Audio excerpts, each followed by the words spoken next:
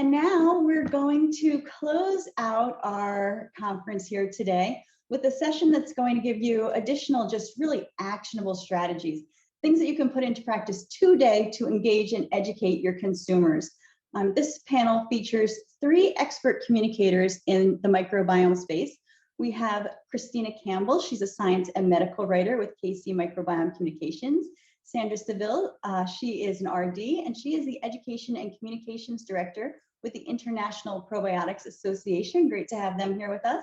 And also Traci Kantowski. She is the Senior Strategic Marketing Director of the Global Prebiotic Association. So happy that these organizations are here to help us educate everybody and stay on top of things. So before we get into the panel side of this, Kristina is going to take the stage and she's going to kick off our talk, which is how to communicate the microbiome in a responsible, resonating way. Kristina, I will turn it over to you now. Thank you so much, Maggie. Let me just share my screen. Okay, yeah, so pleasure to be here today. I'm Kristina Campbell. I am principal of KC Microbiome Communications. And yeah, I'm really excited to kind of follow up on what Noah has said. And I really resonated with his point about being a steward of the category. I do think brands have a role, not only, with the labels they have, but also, their marketing language, as well as all the way through, to digital content and blogs and everything. So I'm hoping to share with you today how to communicate about the microbiome in a responsible, resonating way. Oh, now I have to figure out how to change the slide. Okay, and just a brief note about what I do. I write about the microbiome and microbiome science for a variety of publications. I've been doing this for about 8 years. I'm very active on Twitter, and I have 2 books. One is for the general public, The Well-Fed Microbiome, which has 2 kind of initial chapters outlining the science, as well as a lot of high fiber recipes. And then I also, on the other side, for health professionals, I have got Microbiota Interactive Effects on Nutrition and Health that was co-authored with a dietitian and a microbiologist. It's a textbook for healthcare professionals learning about this area. So, and I've also worked commercially with lots of global brands, startups. Throughout the presentation, I'll be highlighting some brand communications, but I'm going to leave out the actual brands that they represent, just, because I don't want to be seen as, favoring or, calling out anyone in particular. So I want to start by telling you about sea monkeys and the time that I got sea monkeys when I was about 9 or 10 years old. I'd heard about these things. People in my class were talking about it, and I had saved up some allowance money, and I bought a kit of sea monkeys.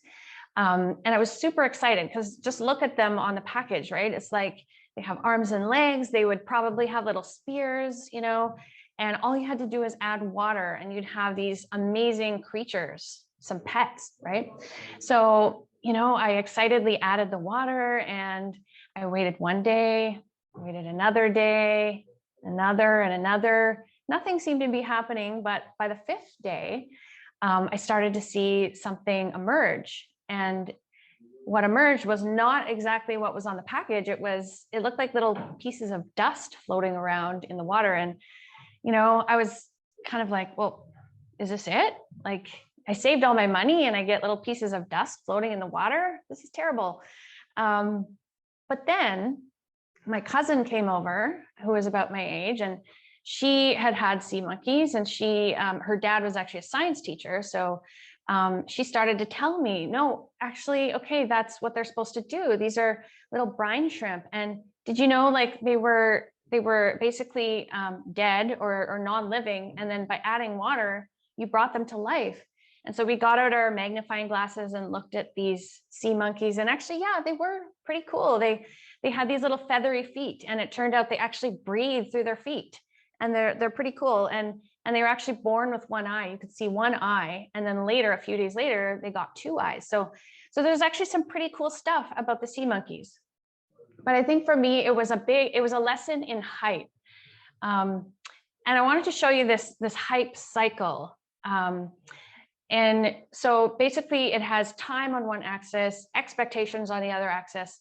You've got this innovation trigger, which for me was like the sea monkeys. And I had huge expectations of what these would be like. And then when I actually saw them, it was really disappointing. I was very disillusioned. But then when I started to learn like the facts about them, I became a bit more enlightened, and I actually, you know, settled into thinking they were actually kind of cool. So I think this illustrates something about microbiome hype that I'll return to. But first of all, just working with the definition of the microbiome. So I think the latest definition that's accepted for microbiome is a characteristic microbial community occupying a reasonably well-defined habitat which has distinct physiochemical properties. This comes from a publication. Here is the PubMed ID, but essentially this is a schematic for the definition where you have the actual microorganisms as well as their theater of activity or environment, which can get quite complicated. But you know, this is distinct from the definition of microbiota, which is only that one section where you have the microorganisms themselves. Now, I do find in normal everyday language, we do speak about microbiota and microbiome interchangeably.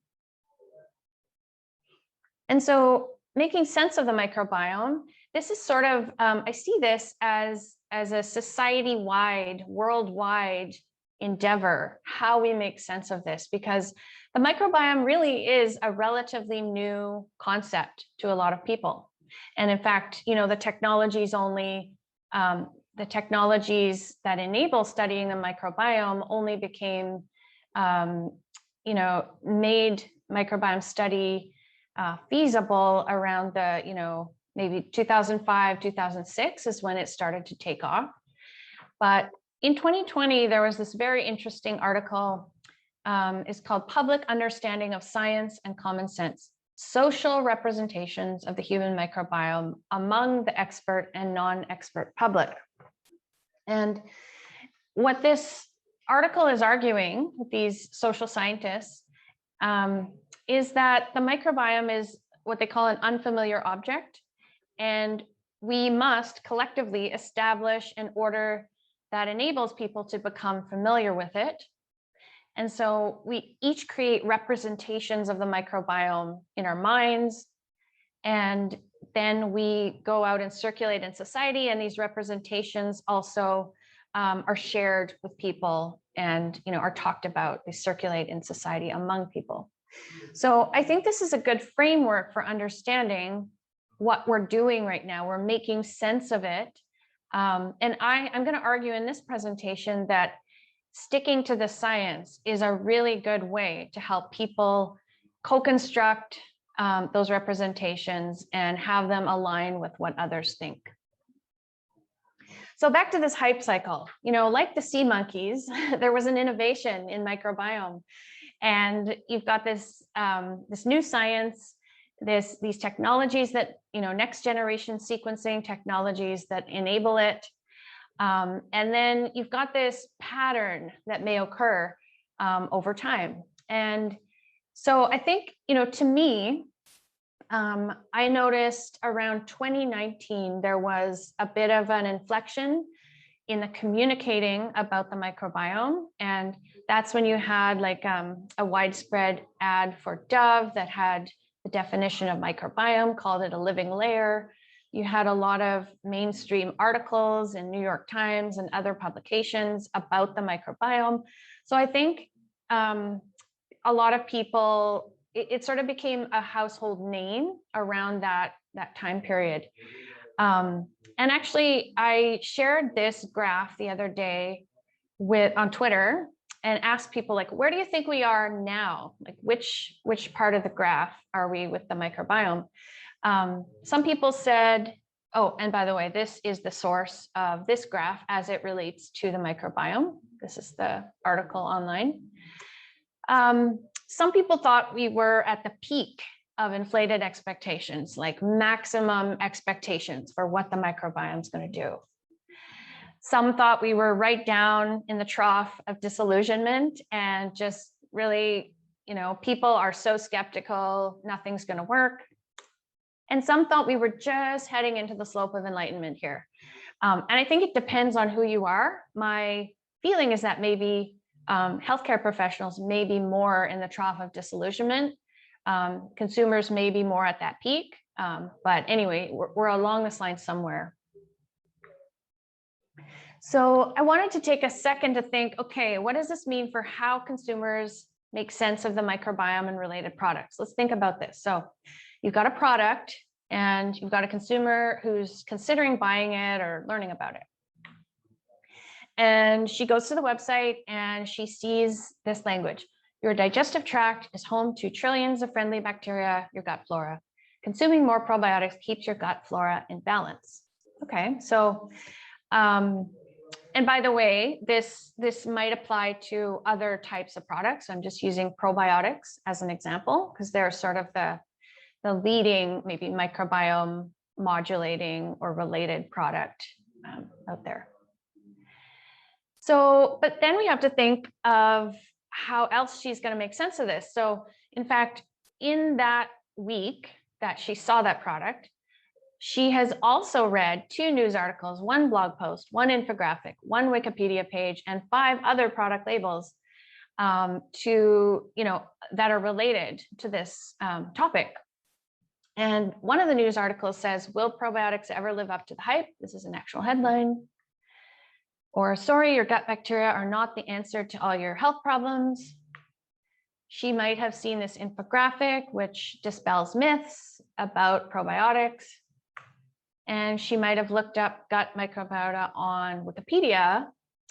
And this Wikipedia entry actually says, gut flora is an outdated term. And that was the term used on that previous website. So she's trying to integrate all this information and make sense of it. And some of it's contradictory. And so other things I think we have to keep in mind about the consumer context is that many people are aware about disinformation or misinformation these days, just because of the world we live in. But you can look to digital media literacy programs and data from those programs to see that people are increasingly aware and they're increasingly skeptical of what they read online, especially. There was a study by the Organization for Economic Cooperation and Development. 20 countries are part of this organization, and they found 55% of 15-year-olds know how to identify subjective and biased information. So that's a younger cohort coming up that's very savvy. In Canada, where I live, it's close to 70% of 15-year-olds. So I think we can see this increase. We can look at the data and monitor that. And also, I've been in focus groups, and I've talked with healthcare professionals through my work, and so many of them are skeptical. They're like, show me the data on these microbiome products. And sometimes I call it the grumpy doctor in the back row of the conference, because it's like, they sit there and they just want to know what's the supporting data.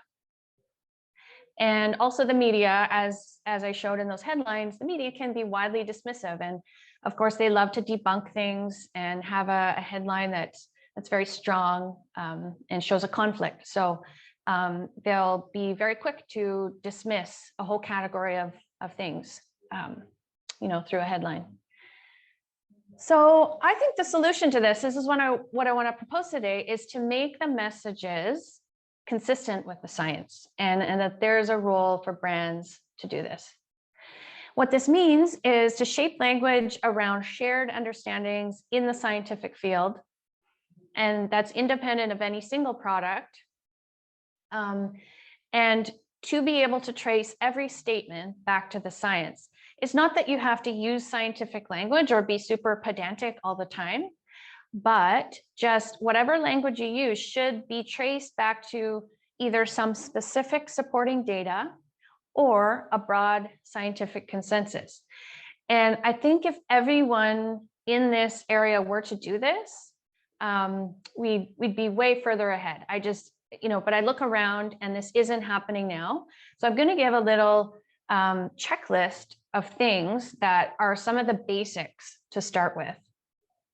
But I guess just going back to our consumer example, I'll just show you now what the different language could look like. And it's very subtle sometimes. So this one says your digestive tract is home to trillions of friendly bacteria. So that's the same. Your gut microbiota. So instead of saying gut flora, you use the proper term, gut microbiota. Our product provides a daily dose of live microorganisms specially suited for the gut. And so suited for the gut kind of, it is scientifically supported in that you can make an argument that whatever, if it's lactobacilli, that they, thrive well, the best conditions for them are in the human gut, something like that.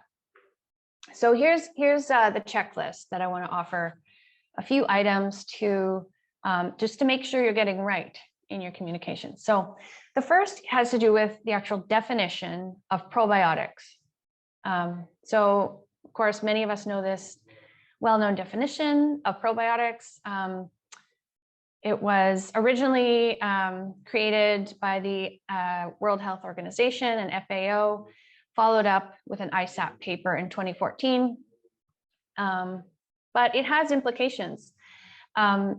So first of all, if it's a fermented food on the shelf, and there's no strain name, it was just naturally fermented using live microorganisms, it does not qualify as a probiotic under this definition because the microbes are uncharacterized and they haven't specifically been linked to a health benefit, those particular microbes in a particular dose. So this actually requires data on the strain, or in some cases, closely related strains, to be able to call it a probiotic. So that's the first thing, is like, what's on the shelf? Is it really a probiotic? Is there at least kind of one human trial showing that what's in the bottle has some effect on health? And if it's not a probiotic, if it's still sort of just, a collection of so-called beneficial microorganisms, those would be called live cultures. So I think some of the things that are now labeled probiotics are actually live cultures. They're more accurately described as live cultures. And I don't know if there's an official definition of this one, but it could be something like desired or beneficial live microorganisms. And with live cultures, it's hard to link them to health benefits. However, there are some research initiatives, and in fact, yesterday there was a paper published, and the PubMed ID is right there. The beginnings of trying to link quantity of live dietary microbes to better health, looking kind of like at our ancestors and saying, how many live microbes did they consume in a day? Probably quite a few. Looking at what we know about their health, and then trying to bring that to the modern day and make those links now. But currently, there's still value to live cultures, of course, even if they're not technically probiotics. You can construe their value based on historical precedents. They've always been used in foods, their origin, or their adaptation to the conditions of the gut, which was the example I gave in the wording. So here's just one example, good example of a company who's doing it right. They have this right on their website. They have the definition, the official scientific definition right there. In this case, unfortunately, when you click read more, it goes into language that is not consistent with the probiotic definition, but baby steps, right? So next item is dose or amount. A greater quantity, now this is kind of scientifically established, a greater quantity is not necessarily better for health. So you just don't want bigger and bigger and bigger doses all the time. The dose should match the level that has shown benefits in an efficacy study. And then talking about prebiotics for a second, a lot of people talk a lot of people equate them with dietary fiber, and we all know we should be getting more dietary fiber on a daily basis. So some people think, oh, more and more and more prebiotics is good. But in fact, the recommended amounts for prebiotics will be different, and again, should match the level shown in an efficacy study, but also to avoid any undesirable effects, such as, digestive problems that come with and kind of too much prebiotic in your system. And here's a good example of a website that has very clearly the effective dose range of this particular prebiotic, and as well as the foods that contain it. So the next one is bacterial names. And this one, I mean, yeah, it seems very basic, but it's something that I've noticed not all brands are clear on. So first of all, there are some new names for different lactobacilli. This was published in 2020 by a group of probiotic scientists. And, at the very least, I think now, 2 years later, we should have these updated on labels, right? So these previously, the bacteria that were named lactobacillus, some of them have a new genus name. So just noting that. Luckily, they can all still be abbreviated, like L and then the species name. So yeah, I guess you can get around it on your label that way if you haven't written out the genus name. And then probiotic effects are considered strain specific. This one's really important. So again, you should have strain names on the label. And, if you're a store deciding which probiotics to carry, I think this is like a bare minimum criteria is, do they list the strain names? Unless you want to go in the live microbes or the live cultures category, and then they might just have species names and not the strain names with the additional, numbers and letters after them. And maybe then they just want to go that route and claim things that are consistent with having, species rather than strains. And this one is a very important one too. Health effects versus mechanisms. What is your language saying about that? So health effects are the primary thing for communication.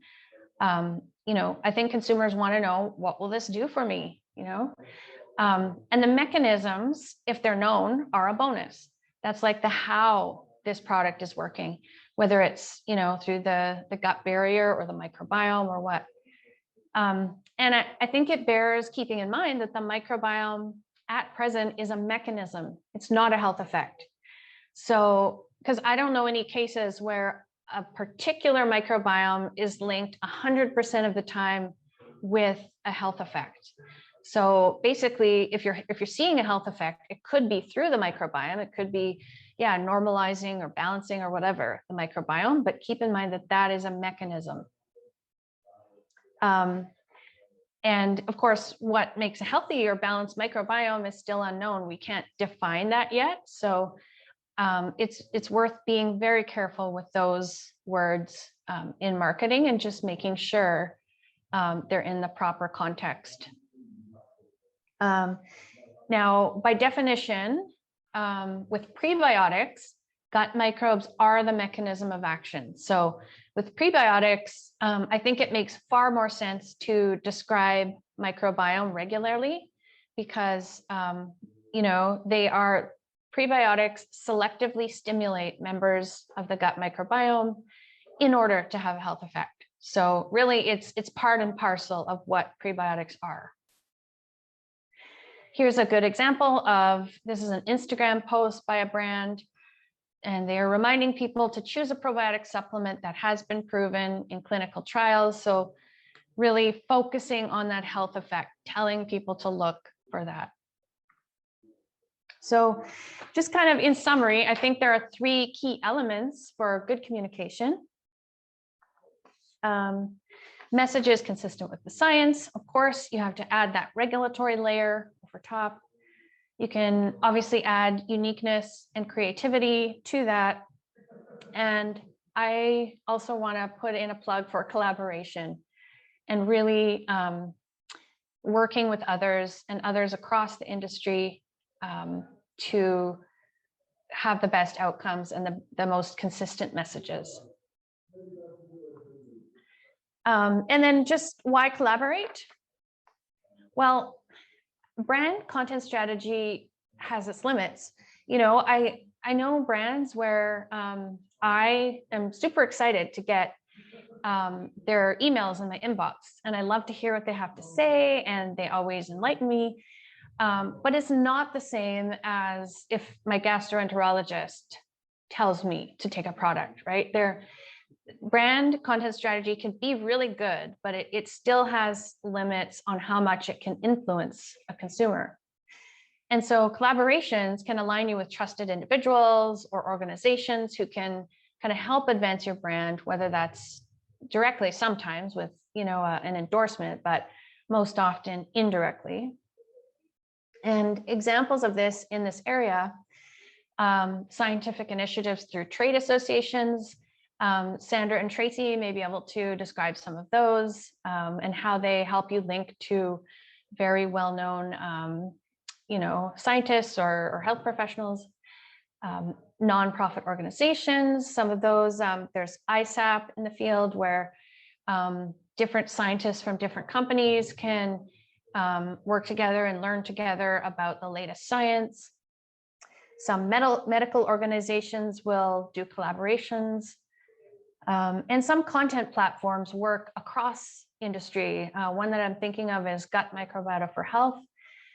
It's supported by various brands, and then sort of about they produce content that benefits everyone, that sort of tells about the science and the value of gut microbiota targeting products. And these are very much things that pay off over the long term. And so practical steps, look to the associations, IPA and GPA, who we'll hear from, and bring your science and marketing teams closer together. You know, I know this is really, really hard, and I've helped different companies or been there when they're trying to do this. And I realize this is difficult. But some ideas could be to have the science team review the marketing, to get the science and marketing teams together to workshop some of the content, maybe even develop company guidelines or a style guide for the language you use in the marketing, and maybe just making a routine of working together on things.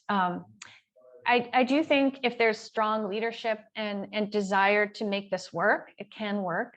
And I think setting expectations on both sides is really important. So telling, you know, the science team, like, we're not going to use totally scientific language. So, you know, we know the consumer, so we're going to translate it for them. But, you know, what do you think the science is, and how are the different ways you can talk about it? So all of this, you know, if we do all this across the industry, I think we'll be well prepared for this slope of enlightenment, where different microbiome related products will be there, and they'll be part of that. And actually, when people, you know, when they are disillusioned and then they go looking for, you know, what is real, what is true in this industry, they will find your product and they'll say, oh, okay, this is one of the good ones. And you'll be part of that, and sort of that later productive, steady state. And when this happens, I think we'll see so many benefits. We'll see more transparency and perceived transparency. Consumers seeing more alignment of ideas, not just within a brand, but just, you know, their whole week. And anytime they're exposed to a related idea, it will somehow align, and it's just easier to take in. The media will see more consistent messages and perhaps have more fair headlines. There will be fewer accusations of hype. And you'll be meeting consumer and healthcare professional expectations that you have evidence for your statements. And even if you're not a brand that has like a specific clinical trial, at least you'll have some evidence for what you say, if it's, for live cultures or whatnot. And ultimately, it will mean that the right product will reach the right person at the right time, and we'll all, be a little better equipped with regard to our microbiomes. So let's move into the discussion. Excellent. Thank you, Kristina. So much valuable information there. Now we're going to get into some more of the practical advice and actionable tips with Sandra and Traci joining the conversation. So welcome to both of you. I just want to give a little more background. Sandra, if you could kick us off, just telling us kind of about how you got started in the microbiome space and the work that you do. Thank you, Maggie, and certainly a pleasure to be here. I'm very lucky. I'm a registered dietitian based in Canada, and my interest didn't start with sea monkeys. It was actually a microscope as a toy for my parents, as well as a yogurt maker. Believe it or not, that yogurt maker, I think, had more interest in the sea monkeys because the yogurt was so acidic. Little did I know that that acid was the acidophilus of that probiotic. So cool. And I think that's what took me into becoming a dietitian. Food, nutrition, and health connecting together. And I've got a diverse background. So having worked in the hospital, yes, I know many of the health professionals, and linking with them, we stay connected. And that's helped me even with probiotics. I've been involved as a dietitian, both within the hospital setting, but also in retail, training the dietitians working within the grocery setting, and to be involved with my consulting company, Microbiome Experts, working with a number of different projects that include communication with healthcare professionals. But through the IPA as the Director of Education and Communication, guess what? I get to see everything from start to finish. And that has been so exciting because connecting the science with the scientists, and IPA being grounded in science, it is so amazing with the number of scientists through IPA. And I can speak of the IPA Director of Science and the team of scientists. This is something that we go through the messaging with IPA as well too, but to see the brands and the information that then can be placed into retail. I've also got the fortune of hearing from healthcare professionals where they've indicated that that right probiotic taken by the right person has given the right effects. How cool is that? So for me, that's the start, and we've got a long way to go. We do love hearing about those success stories. That's what keeps us going, and we know that we're on track. Traci, can you take it away with a little bit of your background? Sure. Thanks so much for having me, Maggie. And it's a privilege to be on this panel with Kristina and Sandra, two women who I definitely respect in this marketplace. My background's a little bit different. I started actually on the PR and marketing communications side with Nature Made Vitamins. And so I handled their business for 8 years. And it made me fall in love with the nutraceutical market. And I had the privilege of being able to work with numerous companies, both on the B2 consumer and also the B2B sides throughout the space. And about 5 years ago, the company I work for now, Trust Transparency Center, founded the Global Prebiotic Association. And so we have the tremendous opportunity to work with everybody in the prebiotic space, which is rapidly growing.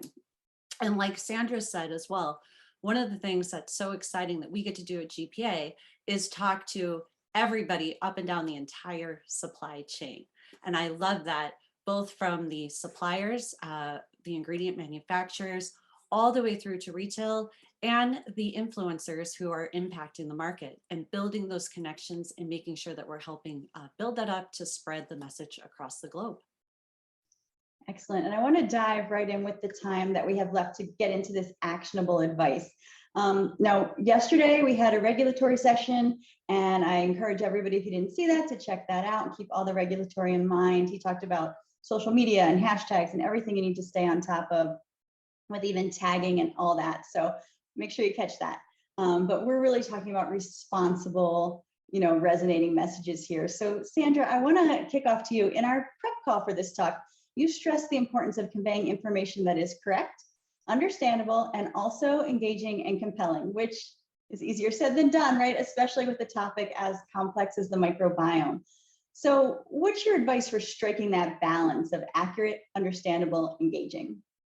One, I think Kristina has led us off very well in that we do need to follow the science. And I think in terms of using accuracy with the science, this is important. We also have to balance the science with the regulations. So in terms of what can be said, this goes right through the entire, from a company through to the distributor, through to retail, so that we are providing accurate information. It cannot be misleading, and it does have to be backed, so you're able to have support here.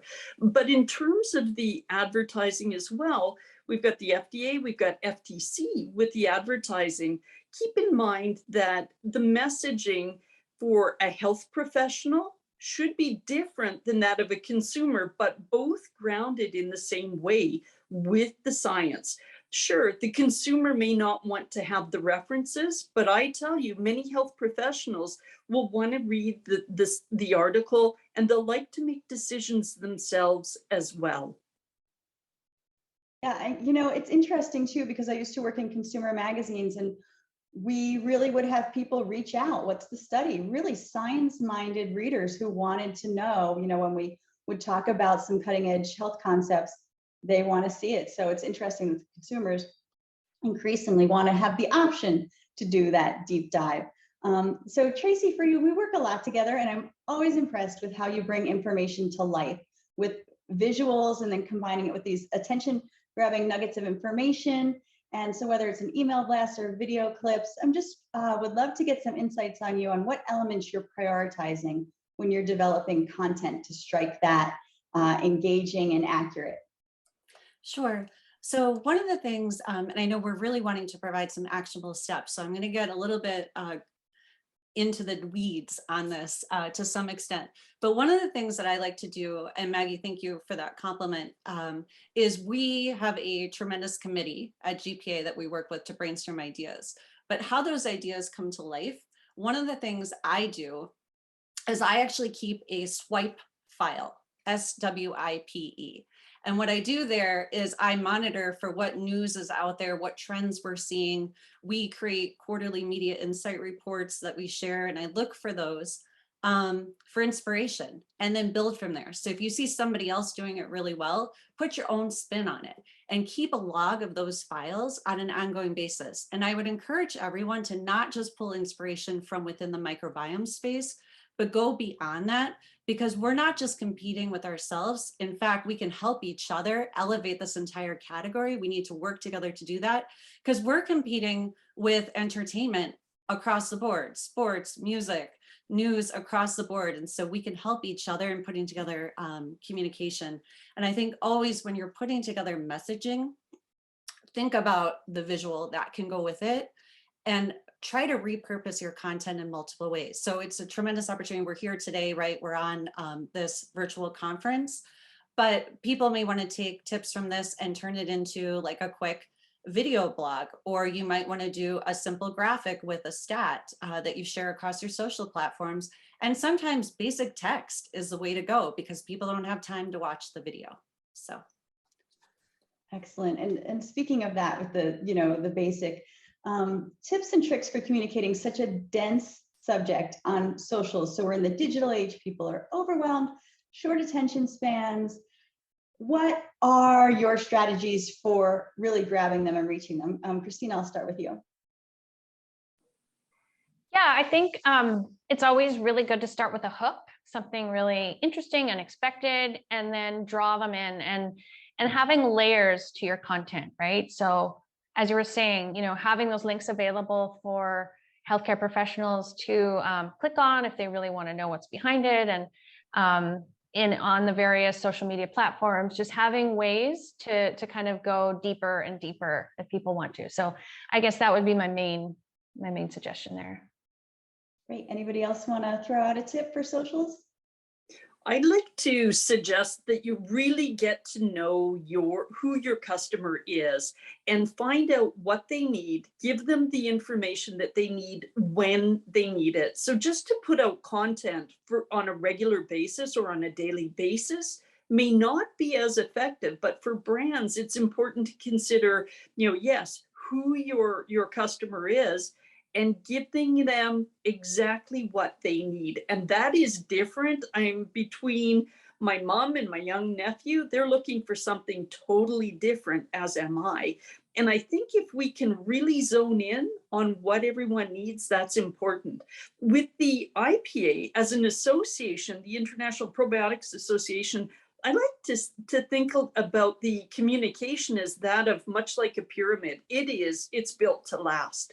And in terms of IPA with the communication, as an association, the members have come together with some of the key messaging. There is consistency, and you have laid, or we have laid, a great foundation that the members can use. That consistent messaging helps because we don't have the confusion amongst the consumers.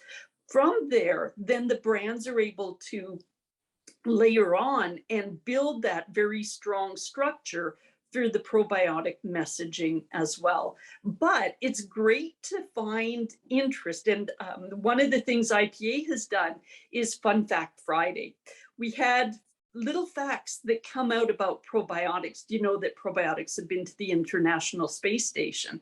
Do you know, in terms of probiotics, the research, there's even a researcher who has a Nobel Prize. So these little tips have drawn intrigue and interest, and we've got some great followers. I won't share any more. What I'll tell you is you have to link in with IPA, our LinkedIn Fridays. Get in on that, because people have come in. Last week, there wasn't a Fun Fact Friday post. And guess what? We're getting messages saying, what happened? We're so looking forward to it. So when people are looking forward to the information and it's creating a buzz, we're doing something right. Absolutely. And I want to, go ahead, Traci. Yeah, if I could just build on that. Sandra, I love that. And I think also, Maggie, just as people are considering social, it's really good. Like, the beauty of social is in the name, right? That it's not just you spitting the message out in one way. It's also engaging with your community and seeing what they want, asking them questions. There are so many tools out there now on social, like on LinkedIn, they've added the poll element. You can do LinkedIn Lives where you have an opportunity to engage and interact. We do at GPA, we don't have Fun Fact Friday. We typically share science on Fridays or member spotlights. And so we like to introduce people to our members and get to know, because I think adding that human interest element is really helpful for this category, and consumers are looking for that, industry is looking for that. They want to know that background story. Storytelling is critical in this space. Yeah, that's a great point. And we are at time, but if I could just keep you guys for like 5 more minutes, because people are hanging on. I know we're giving a lot of great information. So just I want to ask 2 more questions. One is for Sandra. You talked about the brands and the organizations working together, and how can we carry that through to the retailers to get those employees who are interacting with the consumers in the store to really be ambassadors of this information and to really help spread the positive and correct messages? Maggie, I wish we had an hour. We're going to have to do this again. In terms of retail, the one I'd say here is between the brands, the distributors, and even their marketing teams, is to really connect with the stores, find out what works for them and what channels they are using, because it's hard for the retailer to make changes. They know what's working for them, but fit in so that you are providing what they would consider the gold nugget for what they're looking for. There are different individuals in the store who will be your go-to, and you want to be the person who has given them exactly what they need, whether it be retail training for the specific individuals, or it's that resource kit that is going to answer all their questions. And it might be that tool that they put in their back pocket. And as that customer is asking the questions, you've answered them for the retailer. They're looking to us, I think, for the answers and the support, but making a great connection can go far. And it's providing the innovative suggestions as well. Something that the grocery chain that I've worked with in Canada, that of Longo's, initiated a health fair, and to have all of the particular themed health fairs, in one case digestive health, bringing in the brands, having the marketers there, but right beside where their products are sold, the customers coming in, being able to ask the questions, leave with the right answers, was incredibly successful. So you can share some of your ideas, and in terms of having the ultimate where the customer is happy and the product is being sold, the retailer is happy as well. That we could talk much longer about, but I think these are the key tips.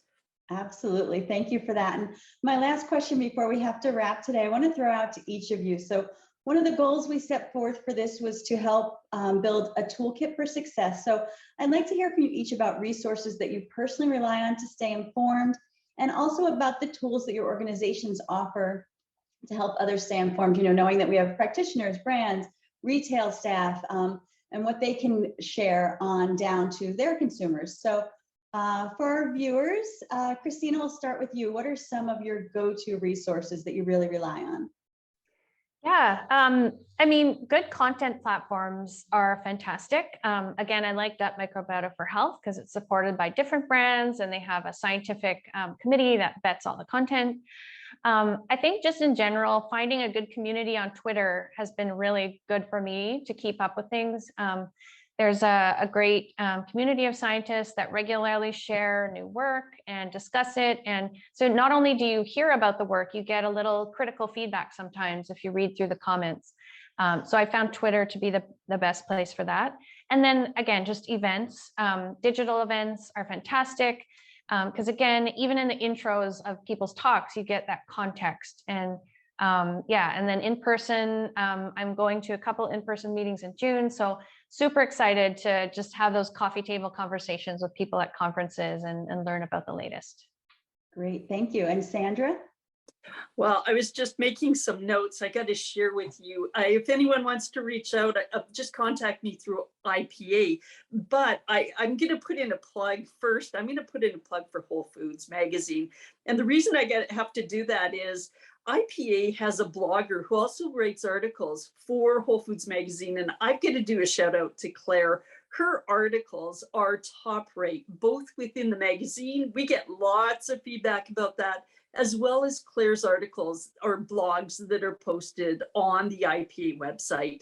We've got a wealth of information on IPA's website, and certainly building out more information for consumers, healthcare professionals as well. In terms of the events, let me give you a plug. I mean, one that I attended for the first time in 2015 has really come to life, and that is the World Probiotic Congress and Probiotic America. This is joint between Nutri-Ingredients, and I'll put in a plug for Nutri-Ingredients, in addition to the IPA. So there is, yeah, I'll agree. We've got a lot that we can connect with, but maybe we've got to do more of these as well. Thank you, Maggie. Excellent, thank you. And Traci? Sure. So since we're giving out plugs, I actually want to give a plug to Kristina, because she mentioned her Twitter community. And I have to tell you, one of the things, Kristina, you recently posted was like a list of, hey, who should I be following? And I jumped on that and I was like, wow, these are great people to follow.